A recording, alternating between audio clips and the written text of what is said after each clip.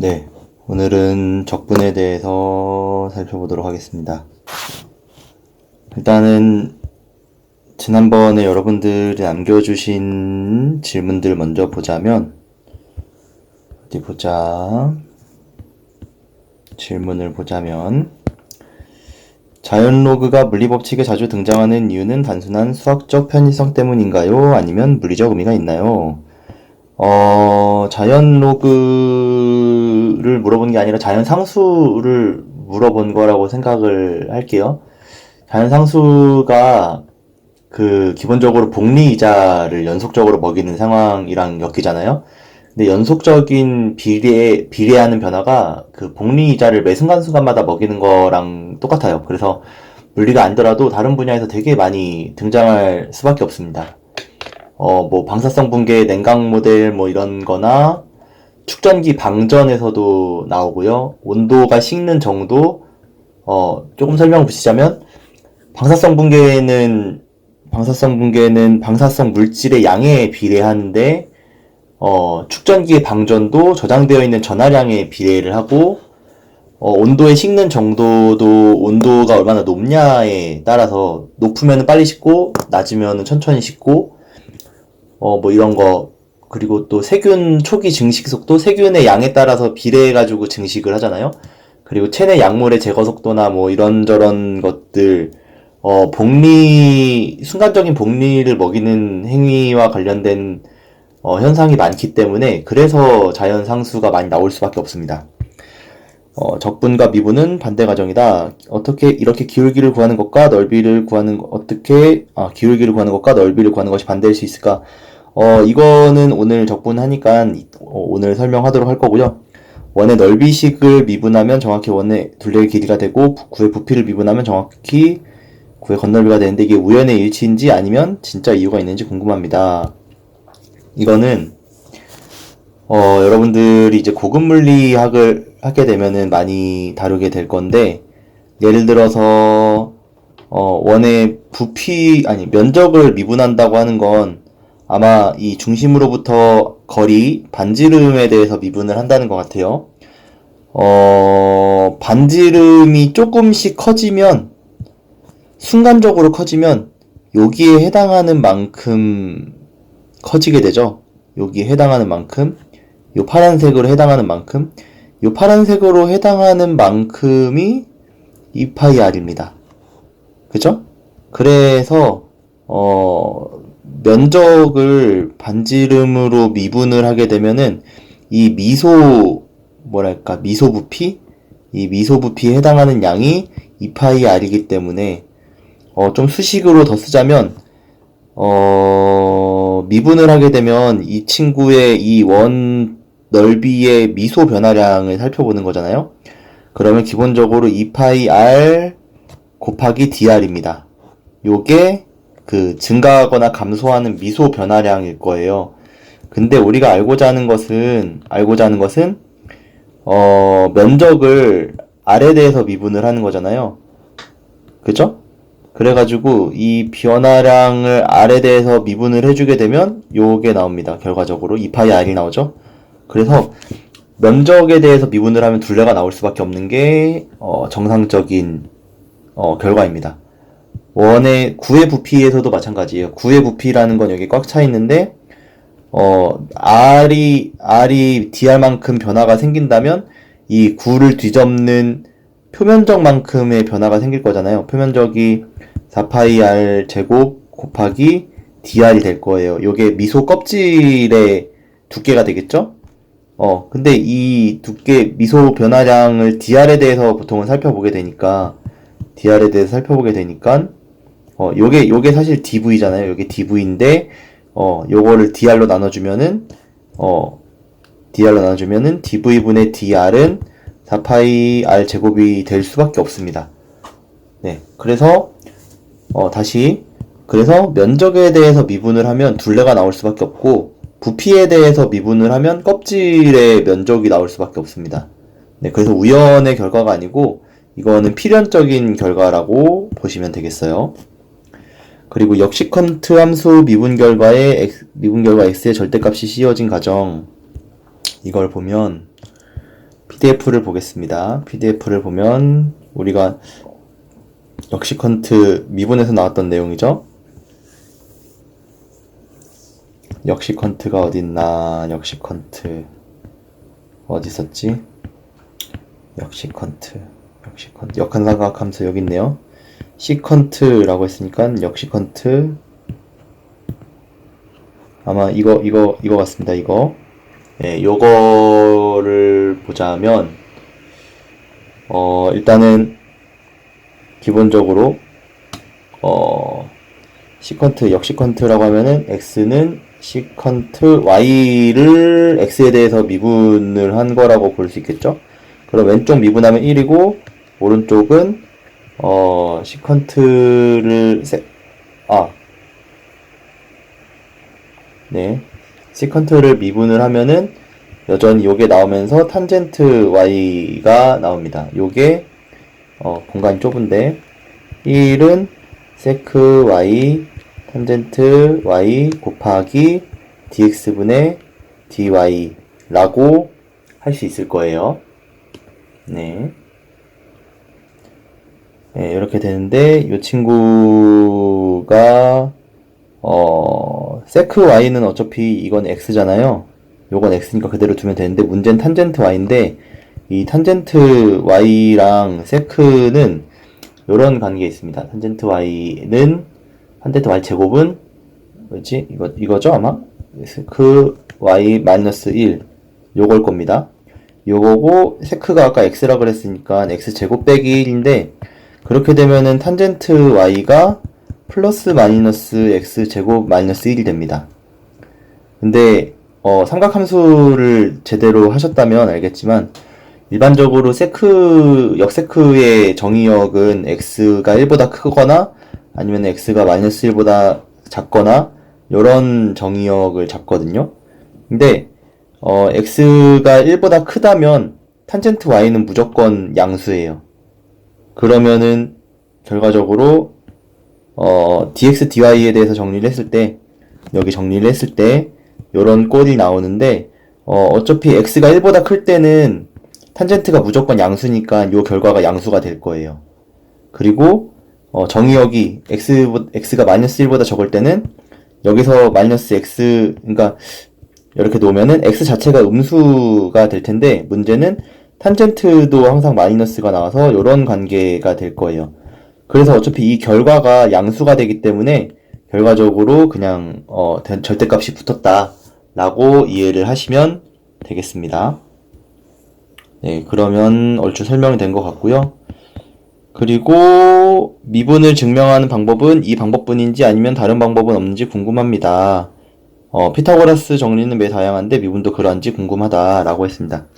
미분을 증명하는 거는 방법 자체는 여러 가지가 있는데 그 아이디어가 거의 다 비슷합니다. 제가 아는 게 또 다른 게 있을지 모르겠지만 제가 알기로는 여러 가지 방법이 있지만 그걸 하나하나 따져보면은 아이디어가 다 똑같아요. 제 생각에는. 수학 선생님은 어떻게 설명하실지 모르겠어요. 이거는 수학 선생님께 여쭤보면 더 좋을 질문인 것 같으니까 계약하고 나면은 수학 선생님께 한 번 더 여쭤보시기 바랍니다. 그래서 오늘 할 거는 적분에 대해서 할 거예요. 지난번에 미분을 했었고 적분을 이야기해 보도록 하겠습니다. 적분 기본적인 시작이 되는 의문은 처음 기본 함수 fx가 있을 때 이 친구가 그리는 그래프의 넓이를 어떻게 할 수 있을까? 라는 의문에서 생각을 하게 되었다고 생각을 하시면 되겠습니다. 사실 적분이 미분보다는 역사가 좀 빨라요. 네, 그래서 어떤 역사가 있었는지 대략적으로 설명을 하도록 할게요. 일단은 첫 아이디어는 아르키메데스가 기원전 3세기에 사용을 했다고 알려져 있습니다. 그래서 특정 곡선으로 둘러싼 면적을 구하려면 곡선을 꺾은 선으로 근사해가지고 그 근사에 대한 꺾은 선 안쪽의 도형에 대한 면적 그리고 꺾은 선 바깥쪽의 도형에 대한 면적이 있을 텐데 이 실제 면적은 어차피 얘네 둘 사이 안에 있을 거잖아요. 그래서 이 C 빼기 B가 어떤 오차 범위라고 할 수 있겠는데, 점점점 도형 BC를 A에 근사시키는 방법으로, 뭐랄까, 마치 샌드위치처럼 압축시키는 방법으로 A의 값을 구해나가는 방법을 아르키메데스가 사용을 했다고 합니다. 그 아르키메데스가 말하기로는 이전에 에우독소스라는 친구가 제안을 했었다라고 하지만 이 아이디어를 발전시켜서 여러 문제를 해결한 게 아르키메데스여서 아르키메데스의 구적법이라고 지금도 불리고 있습니다. 그래서 이 방법으로 원의 넓이를 계산했다고 해요. 네, 원의 넓이 계산한 것들 아래에 좀 소개를 해봤습니다. 아직 구체적이진 않아요. 대략 어떤 식이냐 느낌만 알아가시면 돼요. 실제로 우리가 구하고자 하는 원이 있고요. 그 안에 원을 빠져나가지 못하는 내접하는 다각형이 있습니다. 그리고 외접하는 다각형도 있어요. 원의 넓이는 이 외접하는 다각형과 내접하는 다각형의 넓이 사이에 그 어딘가에 있겠죠? 근데 이 내접하는 다각형의 그 각을 늘리면 육각형이 되고 팔각형이 되고 이 각을 늘려나가면 늘려나갈수록 점차 원의 둘레 값에 가까워지게 될 겁니다. 네, 그래가지고 뭐 한 이 정도 사이 안에 있다. 파이 값이 뭐 그 정도는 구해냈다고 합니다. 구체적인 식은 아직 작성을 하지 못했어요. 나중에 슬레이어 시켜가지고 해보도록 하죠. 이런 방식으로 포물선도 구적법으로 그 넓이를 구했다고 하더라고요. 어떤 식으로 구했냐? 이것 아직 정리가 된 건 아닙니다. 정리가 된 건 아니지만 간단하게 소개를 하자면 처음에 삼각형을 이렇게 하나 그려놓고 여기에 빈 공간에다가 삼각형을 또 그리고 또 빈 공간에다가 삼각형을 또 그리고 또 빈 공간에 삼각형을 또 그리고 이런 방식으로 계속 그 넓이를 더해가는 방법으로 이 포물선의 넓이를 구했다고 합니다. 우리가 지난번에 급수에 대해서 배웠는데 그 급수를 이용해서 이런 넓이를 구했다라고 생각을 하시면 될 겁니다. 네, 그래서 현대적인 적분이라고 하긴 조금 애매하지만 아무튼 오늘날 우리가 말하는 적분은 뉴턴과 라이프니츠가 만들었다고 알려져 있잖아요. 뉴턴이 어쩌다가 적분을 만들게 되었냐면 그 구각정리라는 거를 만들면서 부수적으로 나온 결과라고 보시면 될 것 같습니다.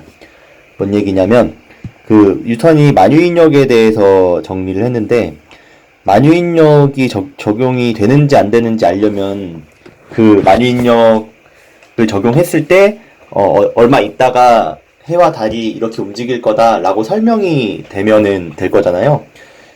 그래서 만유인력을 적용할 때 혹은 설명을 할 때 지구와 달 사이에 거리가 있을 거란 말이에요. 만유인력식이 g 곱하기 r 제곱분의 라지 m 스몰 m 이렇게 나오니까 이 r에 대한 거에 대한 의문이 있었어요.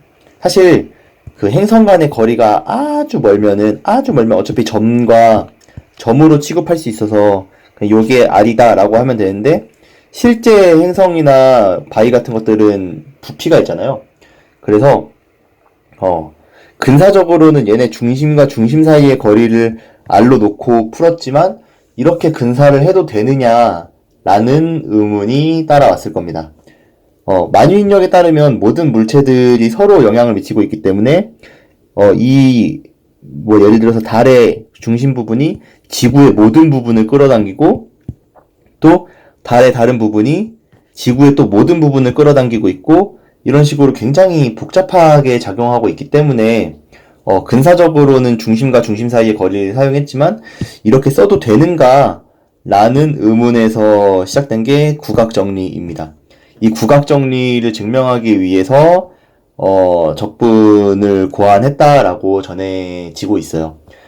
아직 구각정리가 뭔지 배우지 않았죠? 나중에 이제 2학년 때 고급물리학에 대해서 배우게 되면 그때 다루게 될 겁니다. 하여간 어떤 문제를 해결하기 위해서 적분을 고안하였다. 그리고 그 문제를 해결하기 위한 부산물이었기 때문에 뉴턴은 굳이 발표를 하지 않았었다. 그래서 라이프니츠와 우선권 논쟁이 일어났었죠. 네, 그런 역사가 있었습니다.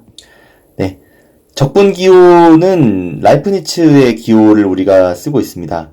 예를 들어서 요 아래 그림처럼 어떤 임의의 함수가 있고 그 x의 범위가 있을 때 이렇게 둘러싸인 면적을 구하는 게 기본적인 목표잖아요. 라이프니츠는 왼쪽이 a점이고 오른쪽이 b점이고 위가 fx로 둘러싸였을 때 이런 식으로 그때 면적을 이런 식으로 표현을 합니다. 네. 그러면은 말로 한다면 fx a b로 이루어진 부분의 면적이라는 말이 이렇게 식으로 축약이 될 수 있겠죠. 네. 그래서 저런 식으로 라이프니츠가 표현을 했고요. 우리가 도함수를 구하는 과정을 미분한다고 했듯이 요걸 구하는 과정을 적분한다라고 보통 이야기를 합니다. 네. 그래서 어떤 식으로 적분이 만들어졌을까 한번 살펴보도록 할게요. 네, 먼저 소개할 것은 구분 구적법이에요. 구적법 아르키메데스 이야기를 아까 했었는데 사실 이거는 라이프니츠와 뉴턴 이전에도 벌써 사용이 되고 있던 전략입니다. 네. 지금 우리가 교과서에서 배우는 거는 좀 현대적으로 각색이 된 거지만, 네. 각색이 된 거지만, 기본 아이디어 자체는 비슷하다 정도로 받아들이시면 될 것 같습니다. 네. 그래서, 일단 아마 일반화를 하기 전에 여러 가지 구체적인 계산을 했을 것 같아요. 그래서, y는 x제곱과 0, 1 이 공간으로 둘러싸인 공간, 그러니까 y는 x제곱과 0부터 1까지 둘러싸인 요 공간의 면적을 어떻게 구할 것인가 라는 문제로 시작을 해보겠습니다. 근데 이것도 여러분들 좀 유념해 주셨으면 할 게, 이것도 미분과 동일하게 한번 배우고 나면은 다른 생각을 할 수 있을까? 라는 생각이 듭니다. 예. 그래서 1시간 정도는 또 고민해보고 이 다음 과정으로 진행을 해보면 좋을 것 같아요. 여러 가지 방법이 있겠지만 결과적으로 그 아이디어는 또 비슷하거든요. 그래서 이거를 스포당하게 되면은 여러분들이 혼자 고민해볼 기회가 박탈당하기 때문에 여러분이 이걸 본격적으로 시작하기 전에 이 y는 x제곱에 대한 요 면적을 어떻게 구할 수 있을까? 한번 1시간 정도는 고민을 하고 진행을 하시면 좋을 것 같습니다. 만약에 이미 학원에서 배워버려가지고 스포일러를 당해버렸다. 그러면 어쩔 수가 없죠. 네. 아무튼 혼자 고민해보는 경험이 굉장히 소중한 경험인 것 같아요. 처음이니까. 네, 그래서 한번 정리를 해보겠습니다. 일단은 일반화된 식으로 진행했어요. 아래에서 일반화된 식으로 진행을 하고 나중에 요거를 구체적인 값을 구해봤는데 일단 한번 같이 따라와 보면서 보도록 할게요. 그리고 구체적인 값은 아래에서 또 소개를 할 거니까 그때 또 한번 보는 것도 나쁘지 않을 것 같습니다. 네. 저도 배운 지 너무 오래돼가지고 되게 당연하게 미분적분을 쓰고 있는데 여러분들이 과연 잘 받아들일 수 있을까 의문이 있습니다. 아마 시간이 오래 걸릴 거라고 생각이 들어요. 자, 일단 기본적으로 A에서 B 사이의 값을 구할 건데, 같은 크기의 구간들로 나누어서 근사값이 되어줄 직사각형들을 구하는 게 첫 번째 아이디어입니다. 네, 요런 그림처럼 말이죠. 이런 그림처럼, 우리가 일단은 이 실제의 면적을 구하기는 어려워 보여. 이 면적을 구하기는 어려워 보이니까, 일단 근사적으로 이 직사각형들의 관계를 좀 알아보자. 라는 아이디어로 시작을 한 것 같아요. 그래서 직사각형을 총 공간에 대해서 n개로 나눕니다. 이렇게 n개로 나누면 그 한 부분에 대한 밑면의 길이는 이렇게 되겠죠. 네. 그리고 표본점이라는 건 뭐냐면 이 직사각형에서 이 직사각형의 높이가 있을 텐데 이 높이는 뭘로 정하느냐?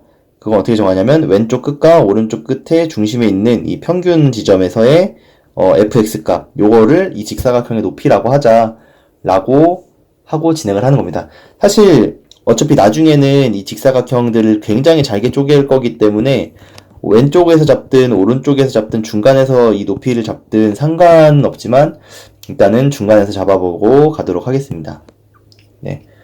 그러면은 직사각형 하나의 넓이가 이렇게 되죠. 네. 요거는 밑변의 길이고요. 요거는 높이가 될 겁니다. 그래서 얘네들을 곱하면 직사각형 하나의 넓이가 될 거예요. 이들의 합은 네, 요렇게 표현이 됩니다. 그냥 합한 거예요. 네, 시그마. 근데 우리가 살펴볼 건 최종적으로 이것을 극단적으로 작게 만들어가지고 합치는 상황을 살펴볼 거잖아요. 그래서 요렇게 쓸 수 있을 겁니다. 이렇게 쓸 수 있을 거예요. 이 미소 부분을 굉장히 작게 해보자. 그래서, 저거를 또 길게 풀어쓰기가 어려우니까 이런 식으로 표현을 짧게 했다. 라고 이해를 해주시면 될 것 같습니다. 요 과정이 바로, 요 계산을 수행하는 과정이 바로 적분이에요. 그래서 실제로는 어떻게 어떻게 진행되나 한번 살펴보도록 하겠습니다. y는 x제곱에 대한 넓이를 구해볼 거예요. 네. 구간 0부터 1까지 이렇게 둘러싸인 넓이를 구해보자. 그러면은 직사각형 오른쪽 끝점을 높이로 삼는다고 생각을 해서 요거 높이는 이렇게 쓰겠습니다. x제곱이니까 이렇게 되겠죠? 오른쪽 끝점을 높이로 삼는다고 생각을 해서 그림으로 그려보면은 이런 식으로 해서 여기가 1이니까 이런 식으로 오른쪽 끝점을 높이의 기준으로 삼겠다라고 한 겁니다. 그리고 n개로 나눴으니까 n분의 1을 밑변의 길이로 둘 수 있겠습니다. 네. 앞에 말이 좀 빠진 것 같아요. 구역을 n개로 나누어서 n개로 나누어서 직사각형들을 다 더해보겠다 라는 의미가 되겠습니다. 그러면은 전체 넓이는 우리가 구하고자 하는 것의 전체 넓이는 이렇게 될 거예요. 네. 근데 n은 여기 i의 연산과는 연관이 없죠. 물론 i가 n까지 변하긴 할 거지만 n은 뭐 상수나 마찬가지입니다. 그래가지고 n을 앞으로 빼줘서 이렇게 정리할 수가 있어요. 이렇게 정리할 수가 있고요. 그리고 우리가 급수에서 다루진 않았는데 아마 수학에서 이걸 많이 다루게 될 겁니다. 굉장히 유명한 급수거든요. 네, 그래서 이 제곱의 제곱의 계속적인 합은 n까지 계속적인 합은 이런 관계가 있다는 게 이미 알려져 있습니다. 이거는 우리가 급수할 때 다뤘다면 좋았겠는데 제가 이거는 까먹고 다루지 않았네요. 이건 수학에서 다시 한번 살펴보도록 하고 아무튼 쟤를 다 더하면은 이런 값이 되더라 정도 받아들이시면 되겠습니다. 그러면 아까 전에 여기다가 n 세제곱분의 1을 곱했으니까 전체 넓이는 요렇게 되겠죠. 전체 넓이는. 네, 근데 n이 또 있으니까 n끼리 또 약분을 좀 해줘도 되겠죠? 그래가지고 정리를 해주면 요렇게 됩니다. 요렇게 됩니다. 네. 근데 여기서, 중간이 또 빠졌네. 여기서 우리가 알고자 하는 것은 리미트 n을 무한대로 가져가고 싶은 거예요. n을 무한대로 가져가는데 6n제곱 2n제곱 플러스 3n 이거 더했으니까 3n 플러스 1이에요. 근데 n을 무한개로 잘게 나눠가지고 정리를 해보면 결과적으로는 n제곱분의 1로 나눠버리면 리미트 n 무한대에서 6 그리고 2가 남고요. 그리고 n분의 3이 남고 n제곱분의 1이 돼요. 네, 분자분모를 n제곱으로 나눈 거예요. 그러면 무한대로 가게 되면 이 친구는 0이 되고 이 친구도 0으로 수렴을 하게 되겠죠. 그래서 최종적으로 3분의 1이 됩니다. 네. 그래서 이렇게 미소 직사각형의 크기를 구해보고 그 미소 직사각형의 밑변을 굉장히 작게, 그러니까 무한대로 잘게 쪼개면 그 면적을 구할 수가 있구나 라는 걸 알게 될 겁니다. 네, 요게 적분이에요. 이게 적분입니다. 이렇게 면적을 구하는 게. 자, 정적분 소개하겠습니다. 정적분이 무엇이냐? 위처럼 f가 이렇게 정의되어 있는 함수라고 하면은 뭐 이렇게 되는 게 정적분이라고 하는데 그냥 단순하게 말해서 그냥 특정 구역을 따라서 적분을 해가지고 그 값을 얻어내는 게 정적분이에요. 그러면 정적분이라는 이름이 있다는 건 부정적분이라는 게 또 있겠죠? 네. definite 정해져 있다라는 거니까 indefinite integral, 그러니까 정해지지 않은 인테그랄이라는 개념이 있으니까 정해진 적분이라는 용어가 생겼겠죠? 네. 근데 생각해보면 되게 짧게 생각해봐도, 만약에 얘를 둘러싼 면적을 구할 건데, 구간을 함수화 해놓으면, 미지수 형태로 함수화 해놓으면, 나중에 활용하기가 굉장히 좋겠다라고 생각이 들죠. 여기서는 x라고 썼는데, 그냥 a라고 바꾸는 게 더 좋을 것 같네요. a 나중에 바꾸도록 할게요. 네.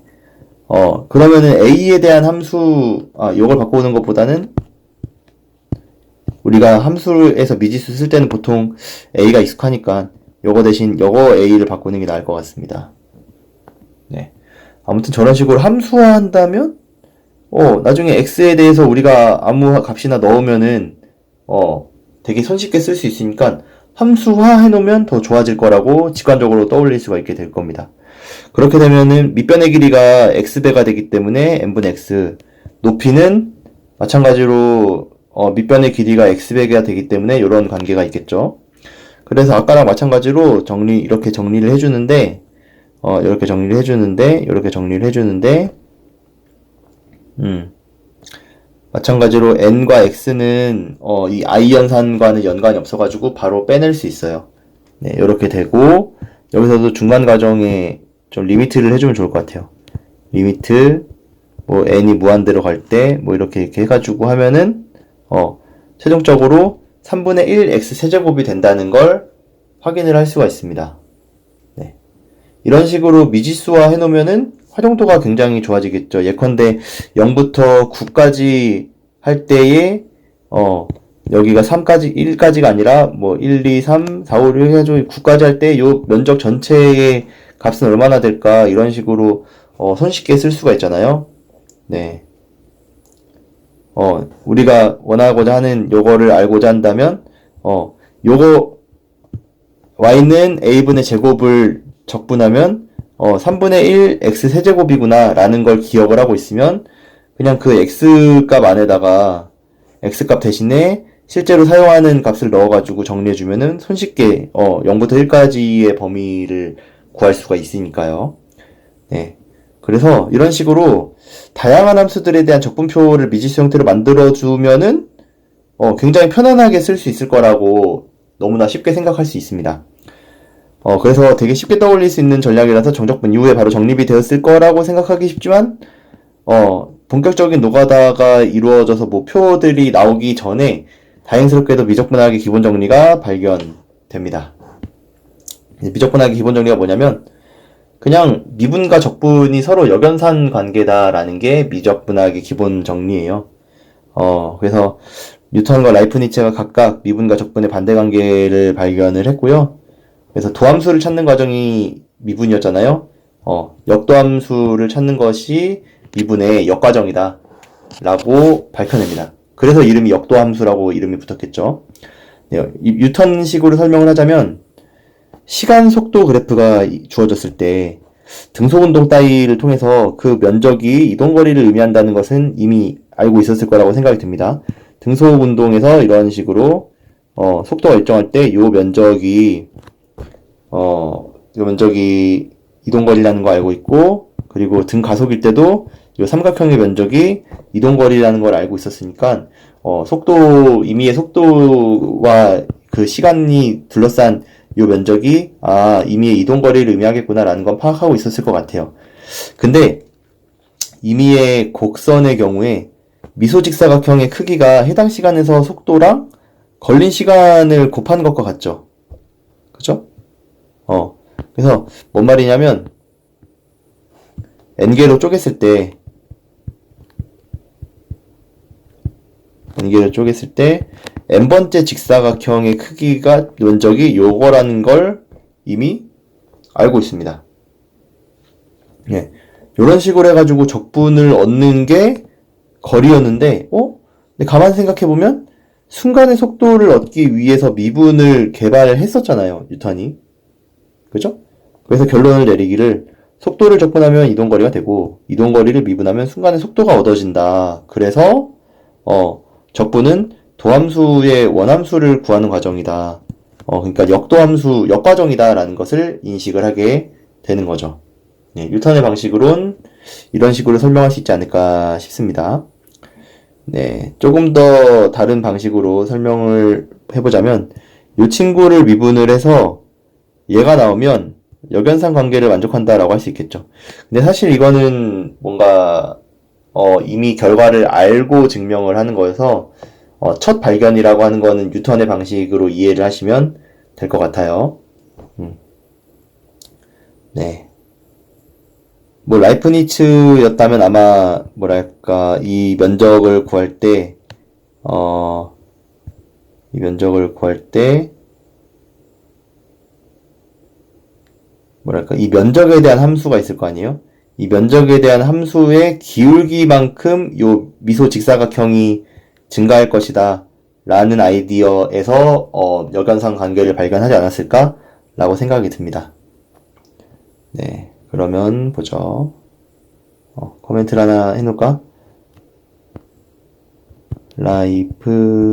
라이프니츠는 면적 증가분, 네, 면적 증가분과 면적 기울기 여기서 아이디어를 얻었을 거라고 생각이 들어요. 네, 그래서 보면 이 친구를 A에 대해서 미분을 해줄 거예요. 미분을 해준다는 건 굉장히 익숙한 방식이죠. 이런 식을 살펴보겠다는 의미이고, 네, 여기서 여기를 빼주잖아요. 0부터 B까지의 면적 빼기 0부터 A까지의 면적이에요. 그렇다는 건 A에서부터 B까지의 면적을 살펴보겠다라는 의미가 되겠습니다. 근데 극한의 상황에서 이 친구는 미소 직사각형의 넓이를 표현을 하죠. 네. 극한의 상황에서. 네, 미소 직사각형의 넓이를 나타내기 때문에 이 친구가 곧 요거를 의미한다라고 볼 수 있겠습니다. 이거를 위에 대입을 해서 정리하면 BA가 상쇄돼서 없어지겠죠? 그래서 이 친구 미분하면 그냥 FA가 나오는구나 라는 걸 알 수 있습니다. 그래서 이렇게 하면 적분을 미분하면 원래 적분과 미분은 반대 과정이구나 라는 거 손쉽게 확인을 할 수가 있죠. 끝이에요. 네, 뭐 다른 방법도 써놓긴 했는데 기본적으로 위랑 같은 말이에요. 그러니까 적분으로 정의된 함수, 역도 함수를 일단 먼저 정의를 하고 시작을 하는 거죠. 네, 요거 구하는 것을 부정적분이라고 부르면 됩니다. 네, 뭐 또 똑같은 설명이에요. 델타 x만큼 증가한다면 이 역도 함수가 요런 관계에 있을 것이고 그래가지고 정리를 하면 이렇게 되고 적분을 표현하면 이렇게 되고 결과적으로 이거 똑같은 게 아니고 네, 부호가 바뀌었네요. 이거는 또 나중에 이야기해야 될 문제일 것 같은데 아무튼 결과적으로 이거 볼 필요 없을 것 같고 결과적으로 이렇게 정리가 됩니다. 이렇게 정리가 되는데 평균값 정리에 의해서 요걸 만족하는 요 안에 x와 x 플러스 h 안에 어딘가에 적당한 c가 존재한다 라는 게 평균값 정리라는 거에 있습니다. 뭐 당연한 얘기예요. 당연한 얘기인데 너무 당연해서 어떻게 설명해야 될지 모르겠네. 기본적으로 여기가 어떤 점이 있고 여기가 어떤 점이 있고 여기에 또 어떤 점이 있을 때 함수가 이런 식으로 있을 거 아니에요. 그러면 얘네들 평균 기울기에 해당하는 어느 지점이 있겠죠. 하나든 두 개든 어느 지점이든 있겠죠. 그 적당한 지점 C가 요게 C든 요게 C든 그 C가 요 안에 들어가 있다. X와 X 플러스 H 사이에 얘 평균 기울기랑 똑같아지게 하는 그 C 지점이 어딘가 있다라는 겁니다. 근데 우리가 살펴볼 건 극한인데 H가 0이 되는 게 극한이잖아요. 그렇게 되면 C도 X에 수렴할 수밖에 없습니다. 그래가지고 이런 관계가 얻어지게 되죠. 그래서 적분한 무언가가 있을 때 적분 적분한 무언가가 있을 때 그 적분한 무언가의 역도함수는 이 친구와 같다 라는 게 얻어집니다. 뭐 당연한 얘기죠. 위에서 했던 거랑 똑같은 말입니다. 네, 그리고 소개할 것은 적분상수. 네, 사실 F의 역도함수는 유일하지가 않아요. 상수만큼 차이가 있어요. 그러니까 역도함수 G가 존재한다고 해서 얘네 둘이 같다고 해도 이 F와 G 플러스 C의 상수 차이가 있을 수 있습니다. 뭔 말이냐면 x제곱을 미분을 하든 x제곱 플러스 3을 미분을 하든 얘네 둘 미분하면은 결과적으로 2x로 같아지거든요. 그죠? 그래서 다시 역도함수를 찾았을 때 그 근원이 되는 역도함수는 달라질 수 있습니다. 네, 미분값이 같다고 해서 그 근원에 대한 함수가 하나로 정해져 있는 게 아니라 이 상수만큼 차이가 난다라는 의미예요. 이것을 적분상수라고 부릅니다. 네, 구체적인 예시를 쓰면 좋겠네요. 네, 그래서 써봤습니다. 이걸로 이해하시면 될 것 같고요. 그래도, 이 x제곱과 x제곱 플러스 3이 달라도, 이 친구, 이런 식으로 특정 지점에서의 차이는 항상 성립을 하겠죠. 네. 그래서 다시 얘기하자면, 이것을 적분을 해가지고, 우리가 이걸 구하는데, 결과적으로 상수까지 고려해가지고, 이 원시 함수를 구하는 과정을 부정적분이라고 부릅니다. 적분한다라고 생각을 하시면 될 것 같아요. 네, 그래서 결론. 구분구적법, 적분 출발이 이 개념이었고요. 근데 계산이 오래 걸리고, 아까 여러 형태의, 수열을 다루었잖아요.